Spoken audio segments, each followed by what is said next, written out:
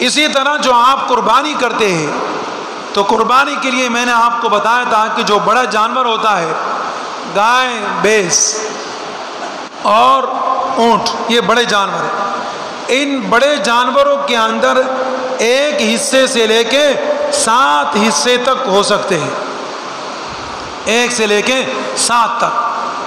اب یہ کہ جناب 1 کے بعد 2 ہے تب بھی قربانی صحیح ہے، بس یہ 1 گائے 2 آدمیوں کے حصے میں آ رہے گی، آدھا گائے 1 لے لے گا، آدھا گائے دوسرا لے لے گا۔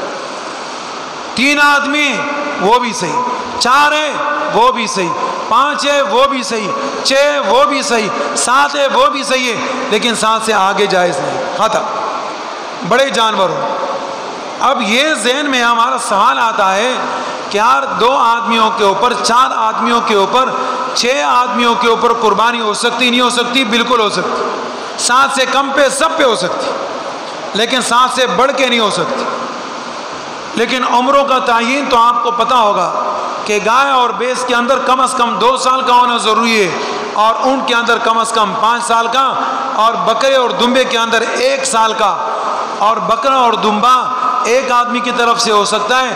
ایسا نہیں کہ آپ بولو ہر ایک چیز میں 7 ہے، چلو بھائی بکرے اور دمبے کے اندر بھی 7 آدمی شریک ہونا ہے، ایسا نہیں ہوتا، بڑوں میں ہوتا ہے چھوٹوں میں نہیں ہوتا۔ اور دمبا جو آپ کے پاس ہے، اگر مثال کے طور پہ وہ اتنا طاقتور ہے، اتنا مضبوط ہے تو عمر اس کی 6 مہینے لیکن لگتا سال کا ہے، اس کی قربانی بھی درست ہے، قربانی ہو جائے گی۔ لیکن بکرے کے لیے کم از کم خیال کرے کہ سال کا ہونا چاہیے، اور وہ قربانی کے قابل بھی ہو۔ آپ قربانی کے جانور کے لیے جائیں، آپ کے اوپر قربانی لازم اگر ہے، آپ کو استطاعت ہے، 52.5 تولہ چاندی یعنی 2.25 لاکھ روپے کے آپ مالک ہو، آپ قربانی کے لیے چلے گئے، تو آپ نے جو قربانی کا جانور لیا کم از کم وہ دیکھ کر لو کہ وہ قربانی کے قابل بھی ہے یا نہیں۔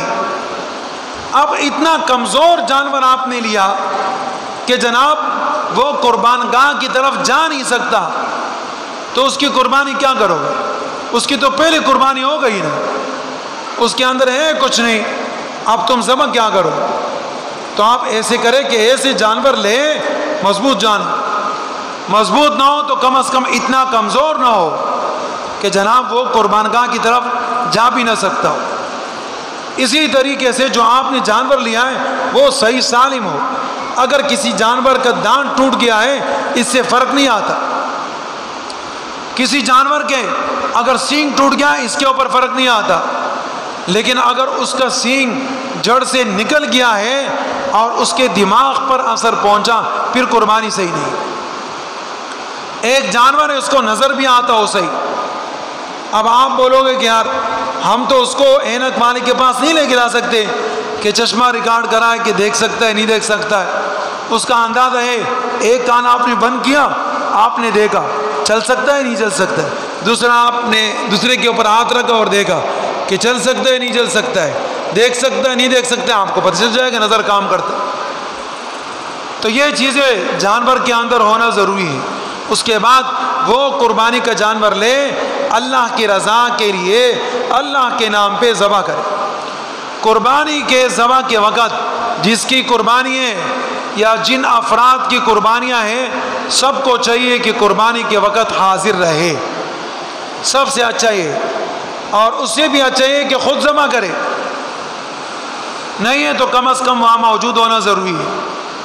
اور اگر کوئی آدمی مشکل میں، ڈیوٹی میں، پریشانی میں، یا موجود نہیں ہے، بیرونی ممالک میں ہے، گاؤں میں ہے، اگر وہ آدمی موجود نہیں کسی کو وکیل بنایا تو وہ بھی اس کی طرف سے قربانی کر سکتا ہے اور اس کو پورا ثواب ملے۔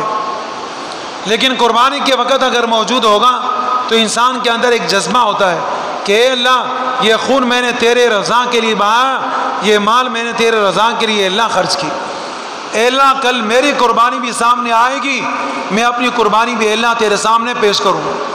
اس میں ایک یہ اظہار ہوتا ہے۔ قربانی کے ذبح کرنے کے وقت اگر آپ کو کچھ بھی یاد نہیں ہے، اللہ اکبر تو کم از کم آپ کو یاد ہوگا، اللہ اکبر کہو، بسم اللہ الرحمن الرحیم کہو اور جانور کو ذبح کرو۔ اور اگر آپ ساتھ میں یہ کہہ دیتے ہو انی وجہت وجہ للذی فطر السماوات والارض حنیفا وما انا من المشرکین. یہ اگر آپ کہو تو بہت اچھی بات ہے.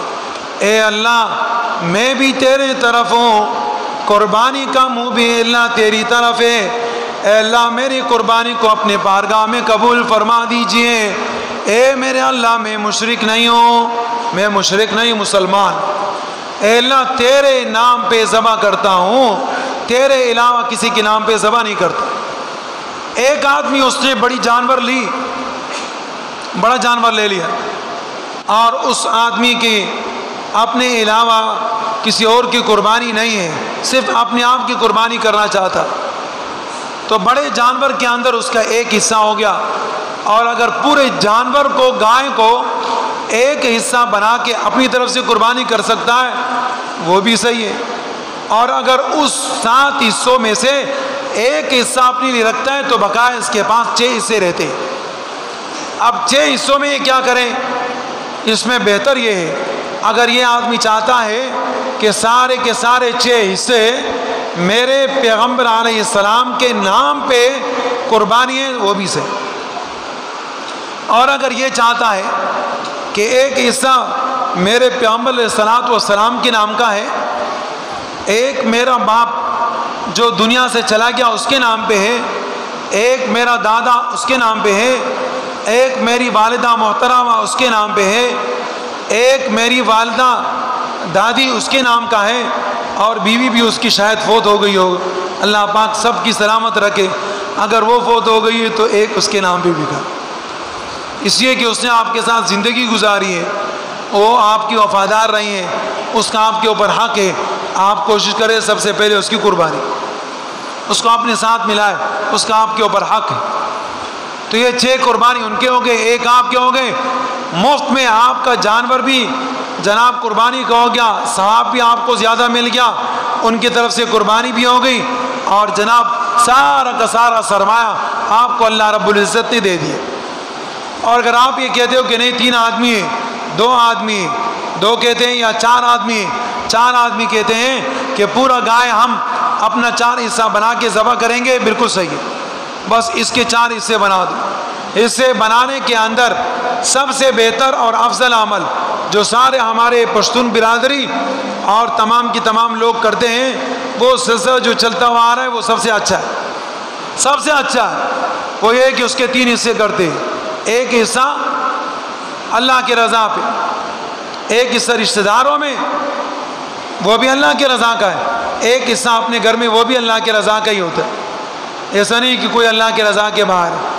اس لیے کہ جو باہر کے لوگ کہتے ہیں, اگر آپ کہتے ہیں اللہ آپ بھی اللہ کے مخلوق ہو, ایسا نہیں ہے کہ جیسے ہمارے باہر سے کوئی مسجد والے مدرسے والے آتے ہیں ہم ان کو چندہ دیتے ہیں. باہر سے کوئی مدرسے والا آتا ہے نا ہم اس کو چندہ دیتے, باہر سے کوئی مسجد کے چندے والا آتا ہے ہم اس کو دیتے. اپنے مسجد والے کو ہم لوگ نہیں دیتے. ہم کہتے وہ تو ان کو ضرورت ہے, وہ تو مسجد والے وہ بنائیں گے, مدرسہ بنائیں گے, ہمارے والے کو نہیں. نہیں بابا, آپ اپنے گھر میں قربانی کا گوشت سارا کا سارا رکھتے ہو, آپ رکھو بابا, آپ بھی انسان سارا رکھو, لیکن آپ سارا کھا نہیں سکتے ہو. بلڈ پریشر کی مریض بن جاؤ گے, گوشت آپ کا خراب ہو جائے گا. اتنا گوشت کہاں کے کیا بنو گے؟ تو لہذا آپ کو چاہیے کہ اس سے افضل عمل سارا گوشت اللہ کی رضا پہ دیتے. لیکن اگر سارا اللہ کی رضا پہ نہیں دیتے ہو اور سارا اپنے پاس رکھ بھی سکتے ہو تو پھر اس میں بہتر یہ ہے کہ جناب 3 حصے کر لو. ایک حصہ رشتہ داروں میں, ایک عام لوگوں میں, اور ایک اپنے گھر کے اندر رکھ دو. باقی اس میں کوئی پابندی نہیں. ہاں پابندی اس بات کی ہے کہ جو قربانی کے جانور کا کال ہے, کال چمڑا جس کو کہتے, وہ آپ نے کسائی کو اجرت پہ نہیں دینا ہے. جیسے قربانی کا کوئی گوشت آپ بیچ نہیں سکتے, ایسے ہی قربانی کی ٹانگیں, قربانی کا دم, قربانی کا سر, قربانی کا چمڑا بھی آپ نہیں بیچ سکتے. قربانی کا چمڑا آپ مدرسے والے کو دے سکتے ہیں, غریب مسکین کو دے سکتے ہیں, اپنے گھر کے رشتہ داروں کو دے سکتے ہیں. اسی طریقے سے اگر کوئی آدمی ہے اور اس نے غفلت کے اندر قربانی کا کال بھیج دی, یا اس کو پتہ نہیں تھا اجرت میں دے دیا, یا اس کو پتہ نہیں تھا قربانی کا گوشت بیچ دیا, جتنا گوشت اس کی قیمت بنی یا جو قربانی کی کال اس کی قیمت بنی یا جو جناب کسائی کو دیا جو اجرت ہے وہ اجرت اٹھا کے وہ پیسے اٹھا کے آپ اللہ کے رضا پہ تقسیم کر دے اور دے دیں تو تب بھی جناب آپ کی قربانی درست ہے۔ ان چیزوں کے خیال کرے۔ باتیں تو بہت ہیں لیکن وقت مختصر ہوتا ہے، ہمیں مزدور کار حضرات کا بہت زیادہ خیال ہوتا ہے۔